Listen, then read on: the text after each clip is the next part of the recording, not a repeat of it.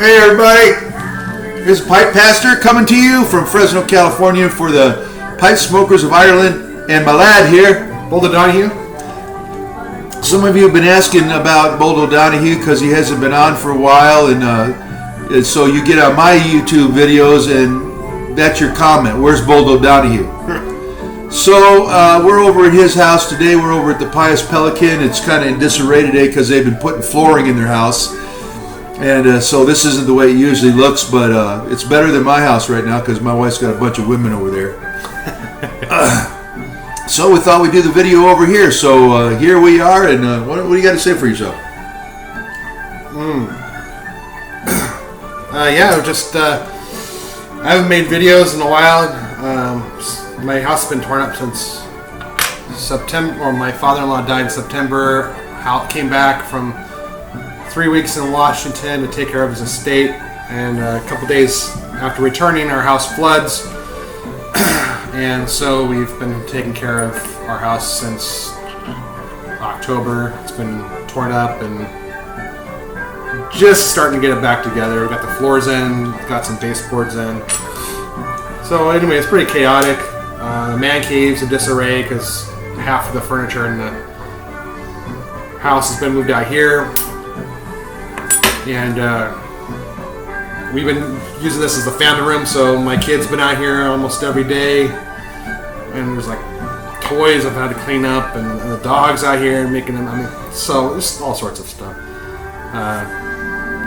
And then I also need I got a new computer. It's a desktop, it's not a laptop, so I don't have a webcam built in. So I do need to get a webcam before I can start making videos again. This is all very interesting. What's your smoking there? What kind of pipe you got there? This is probably one of my favorite shapes. Oh, it's beautiful. It's a Peterson Sherlock Holmes Squire. You don't like the rusticated one more than that one, though, right? You like that one the best? I think I'm liking the smooths. That They're one, really neat. That one it's a gorgeous pipe. Yeah. And I'm smoking. Look at that, guys. You don't do better Peterson than that. Yeah. Woo! The Sherlock Holmes series are just phenomenal. And you collect those, right? Yeah. Slowly. And I'm smoking Ruins of Isengard, I believe, in here. It's an unmarked jar. I'm pretty sure it's Ruins of Isengard by Just For Him. How about you? I'm smoking Black Gold Plus in my Peterson Dracula that young Aaron Thompson got me for Christmas last year. It's a right fine pipe, and I really enjoy it. You just got me another Peterson on what was it? What do you do when you? Oh gosh, where did you get the Peterson from? The one with the metal top to it? Oh! That was eBay. Yeah, what do you do? You bid for it? Yeah, through a bid offer on it. And it's gorgeous because I thought you were going to bring that today. I wasn't going to smoke it until you and Aaron are do it. Yes, it's the 2008 Pipe of the Year. So that's got the Celtic knots and the silver on the band, and then the silver cap on it. It's really beautiful. Him and Aaron have one, so I always felt like I wasn't part of the club, so Bold got me one. I paid for it. Pipe. Oh yeah, I was the middleman, the agent, if you will. Well, what are we drinking? That's quite a. This is quite a beer glass that you got there, son. And what do you got in there? I'm just going to ask you that. This is a brewery. This is from the brewery, one of the best beer makers California. Yeah, I mean they're very good, and that is the 12 Days of Christmas, which is a specialty beer they make during Christmas, and each year they make one off of the theme of whatever particular day in the song it is, and that was number 7. So that was Seven Swans is Swimming, and so it was a Belgian ale. The Belgian style? Yeah. It's real dark. Belgian. A lot of fruity aromas, very good. A lot of malts. And this is what my dad's drinking. It's the 8 Maids of Milken, so it's a cream stout. Real dark, creamy stout. Yeah, so they made it off the theme of milk. So it's a milky stout. Both beers are very, very sweet. Both are 10%, heavy hitters. Yeah, 11%. 11%. And then, is it like a quadruple? I think the 6 Geese was more of a quadruple ale. I'm not sure what this would be. It is a Belgian style. Probably a quad, because it's over 10%. If you were not to like these beers, sorry. If you were not to like these beers, probably the complaint would be that they were too sweet. So if you didn't like them, that's probably why. They're very, very mild, very, very vanilla-like. Think of a very sweet Guinness as far as the 8 Maids is concerned. If you were a hipster into sour beers and IPAs, you probably won't like these because they're very sweet and very malty. I can't bring myself to like sours, but I do like an occasional IPA. Yeah, if it's hoppy, I don't like it. I don't drink much anyway, so like tobacco, if I'm going to drink a beer or whatever, I'm not real high on all these flavors and stuff going on because I can't hardly taste them anyway. So I'm going off of if it's smooth, if it's sweet, if it leaves a nice taste in my mouth afterward. My problem with stouts is sometimes it leaves a kind of a burnt licorice aftertaste. Guys are always trying to give me a great stout that I'm going to like them all. One of them has that coffee infused in it. And they think I'm going to love it, but if it's got that burnt licorice kind of aftertaste to it, I usually don't like it. And when I first had 8 Maids, it hits your palate so strong in the sweet, chocolatey center of your flavor palate, it feels like it's going there. And all of a sudden you get this aftertaste in your mouth that's very sweet, milky, creamy, and so very surprising because it feels like it's going to go there and it doesn't. This one here, the Belgian, just tastes a little bit like it's going to be a wine almost. It's like it's almost a brandy wine. Mad Elf. Mad Elf is cherry and honey, and it tastes like it's going to taste like a wine almost. It's so high in alcohol content, or the alcohol is 12% in Mad Elf, I think. Oh, wow. Is it? I don't know. You would know. And then you said you had one the other day that was like 17% or something? Oh my gosh. Yeah, I went to a tap takeover at our local BC's Pizza and Beer. And it was the brewery, it's Breuery. It's called the Brewery. They're a California company, and they did a tap takeover of BC's. And so they had 17 of the beers on tap. And they had like special reserves and all sorts of hard to get beer. In fact, almost impossible to get beers available on tap.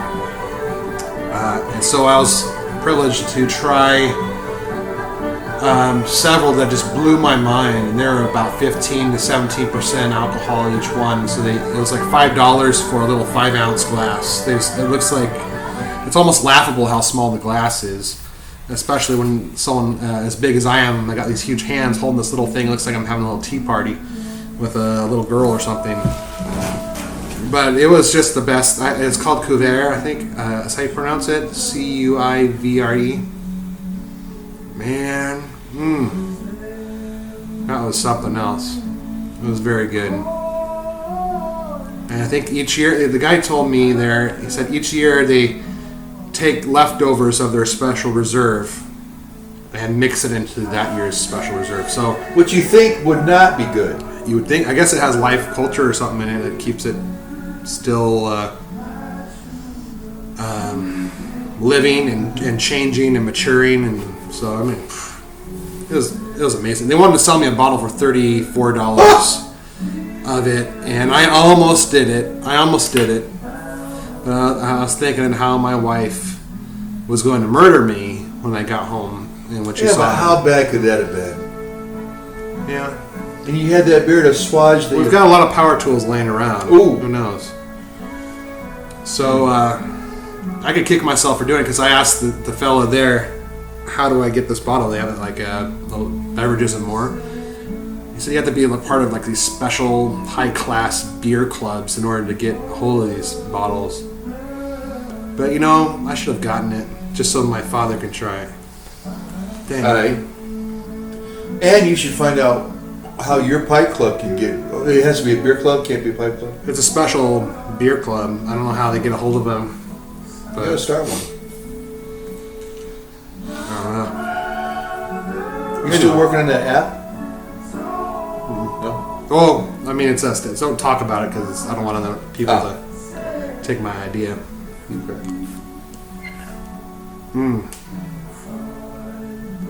I just love Runs Isengard. I'm a big Perique and Cavendish fan. I want to like it, but it just makes me sick. Isn't it funny? Perique will make me sick, but 1792 makes you sick. It used to. That was when I first started. Oh, it doesn't It anymore? doesn't make me sick. Are you sure it's not Kia that makes you sick? That's Perique. It is? Yeah, because what's his name? Greg Pease uses a lot of Kia in his blends,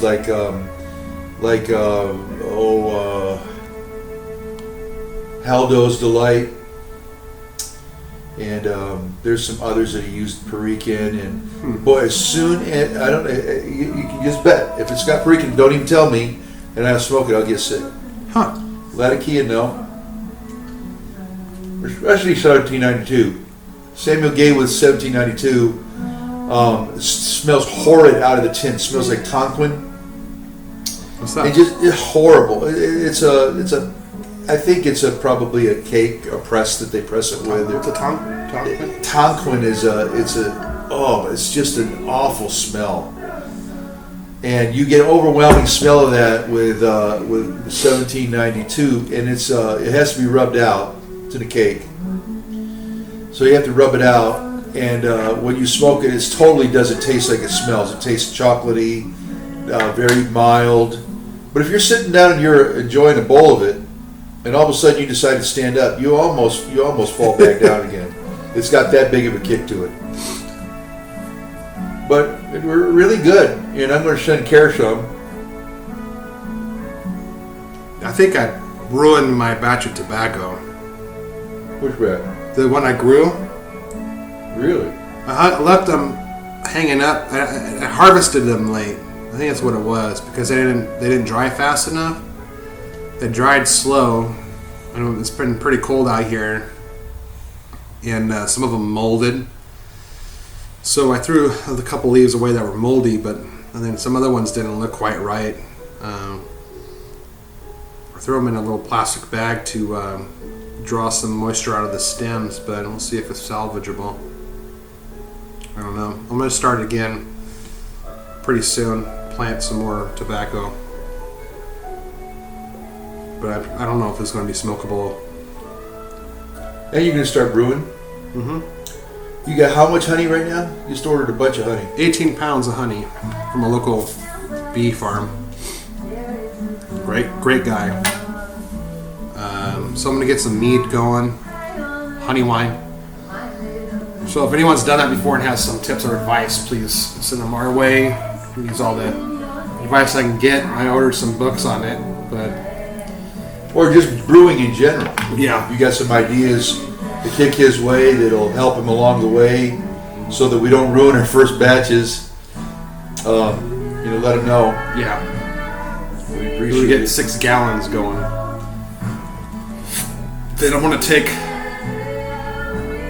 a portion of that, put it in an oak barrel, and age it so a little longer, so it's a little more mature.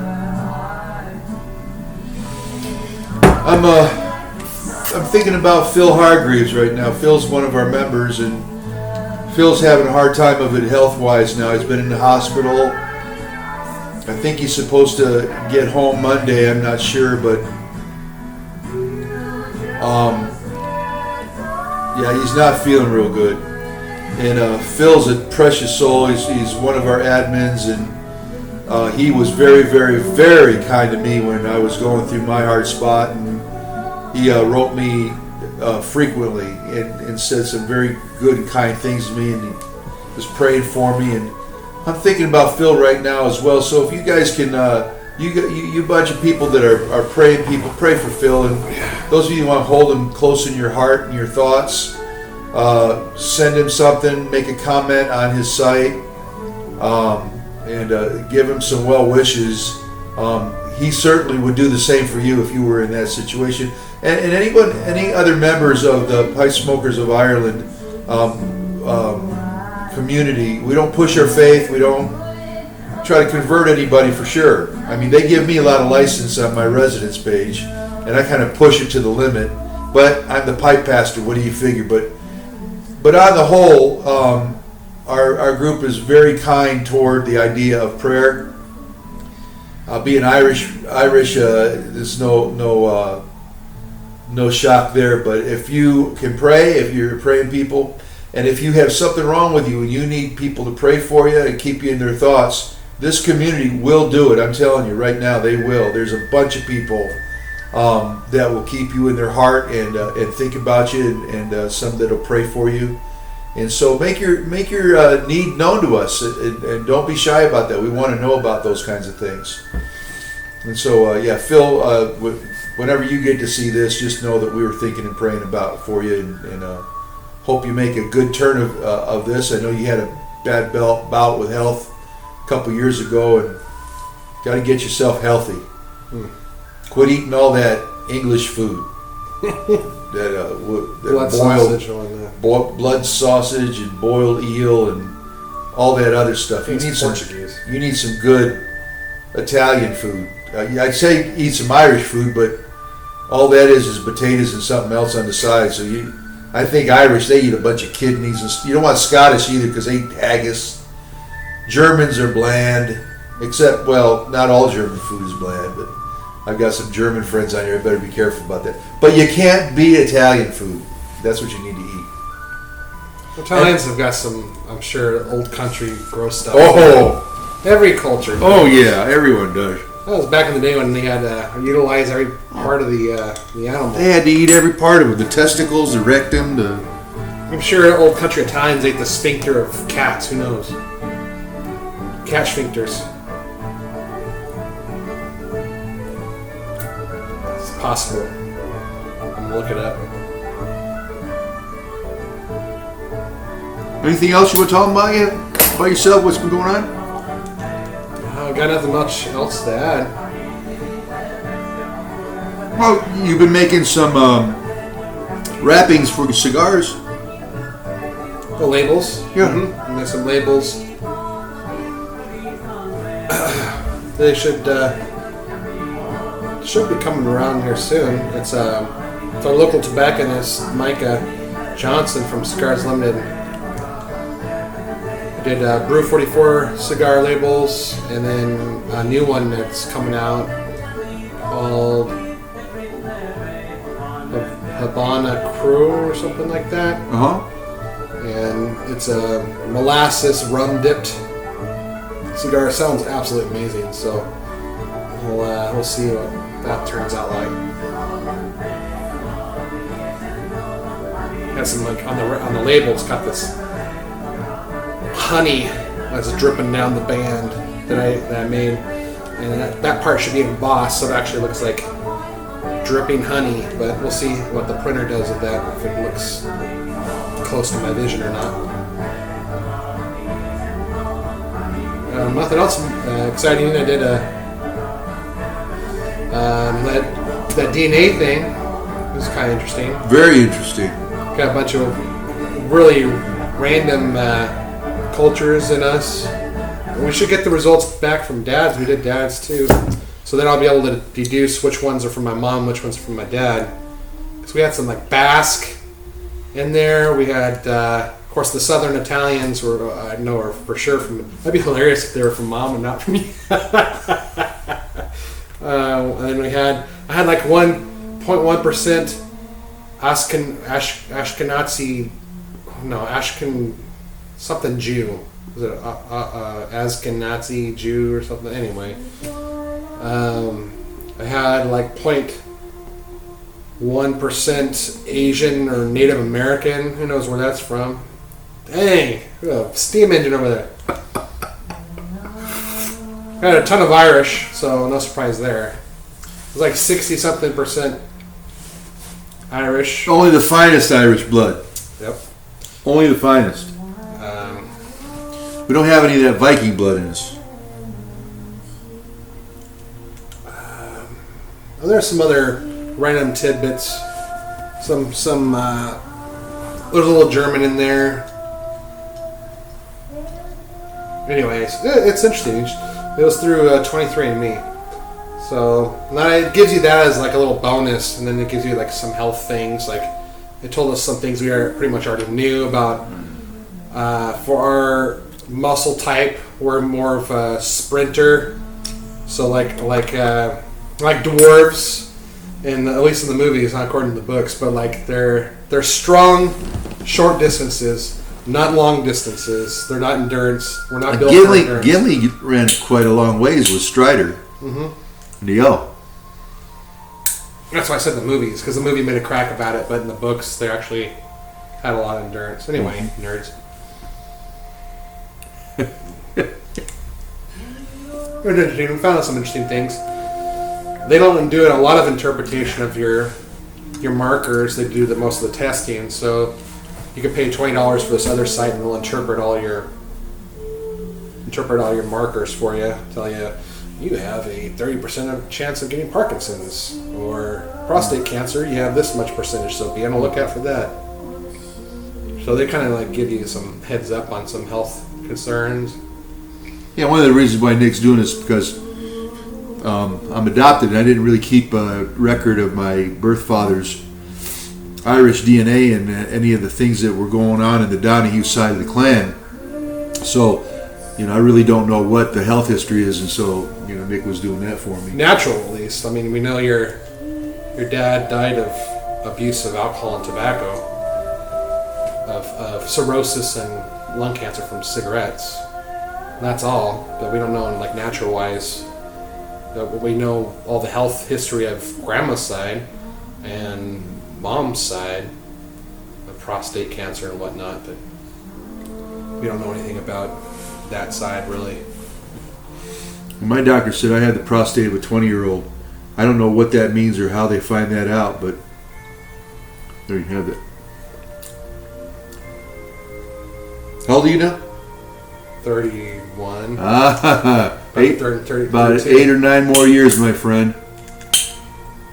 You start getting the exam.